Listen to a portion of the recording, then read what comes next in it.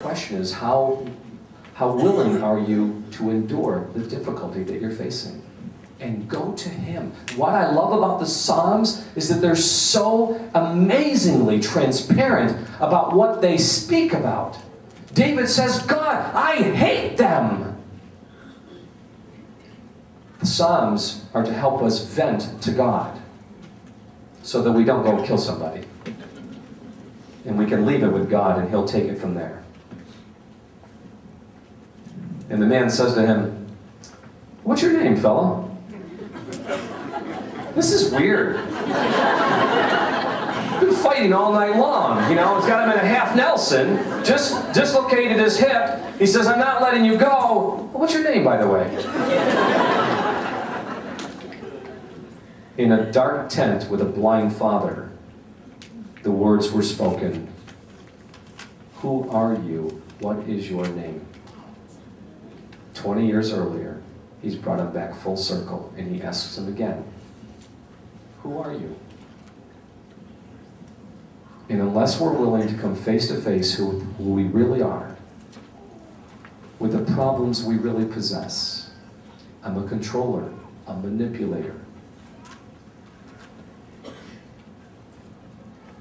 I don't seek for their best interest. I seek for mine at their expense. Unless we're willing to admit who we really are before God and others, God cannot bless us.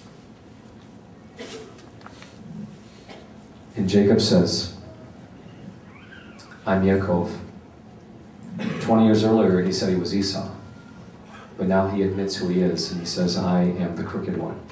I am the one that holds on to things that are not rightfully mine. But this time, I'm holding on, and I'm not letting go. And he said, your name's no longer going to be Yaakov, it will be Israel, which means God straightens, which means righteous, and God rules. Don't you love it?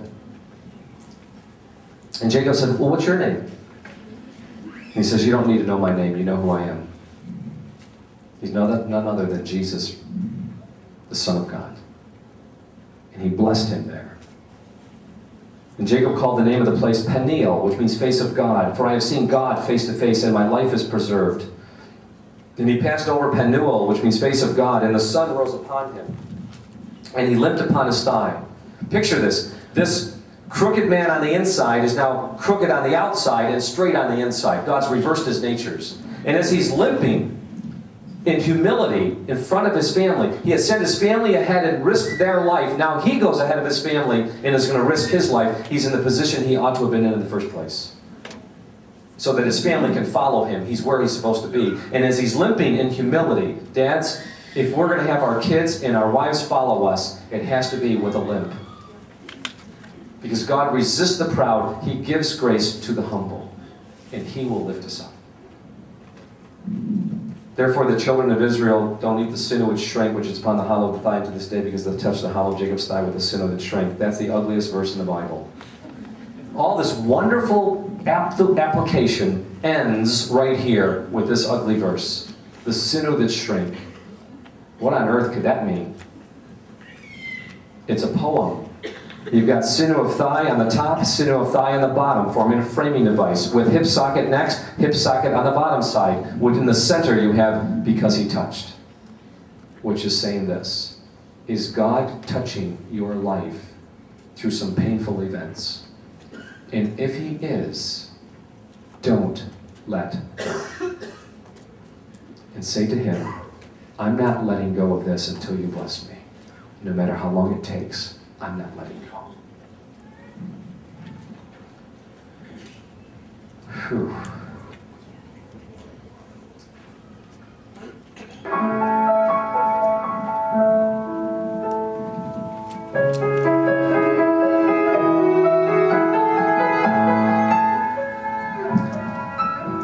Jonathan came to me and said, Dad,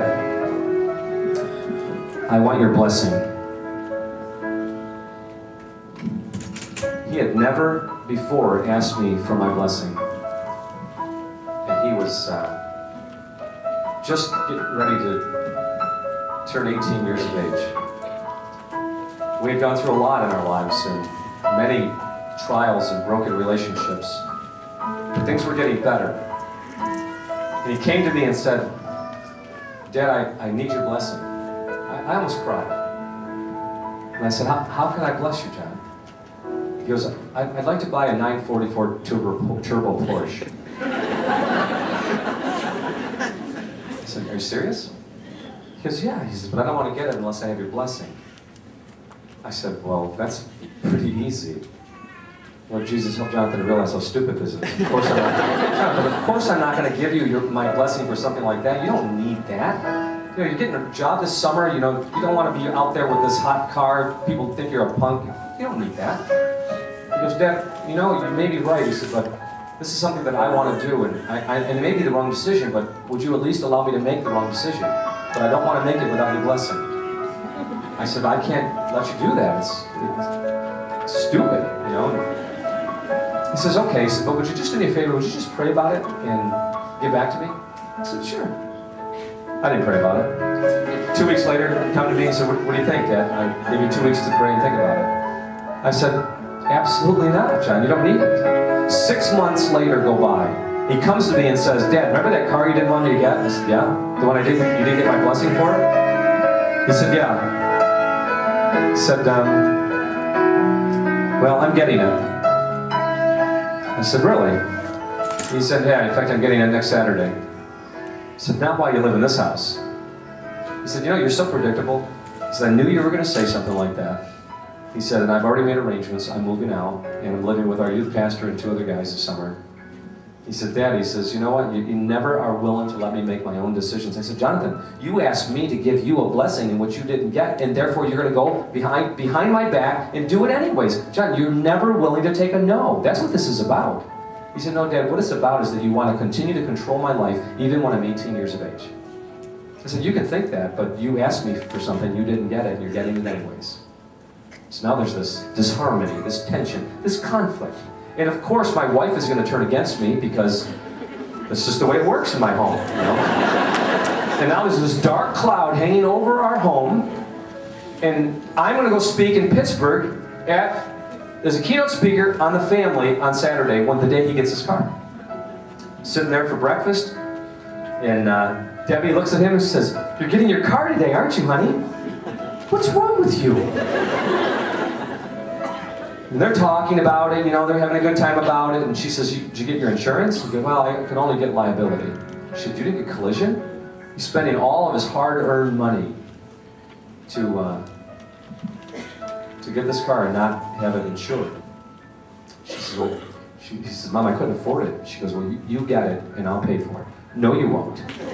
You are not paying." He got himself into this, he can get himself out of this, or else he'll never learn to be responsible. Now I've cowered my wife. My son looks, she goes, "Dad, you know what? I don't need your help, and I don't want your help. You know what? You go speak to your little homeschool families today, and you tell them when you come home, your son doesn't live here anymore." So you know what? You're not going to manipulate me. I didn't do anything wrong. You didn't get what you wanted, and that's the way it really is, Jonathan. I get up, and I get in my car. I'm going to go speak on the family now. I get halfway to the airport, and God, for the second time in my life of 30 years, speaks to me clearly, and this is what I hear. Not a verbal voice. When you know God's speaking, and he says, "So you're going on an airplane today?"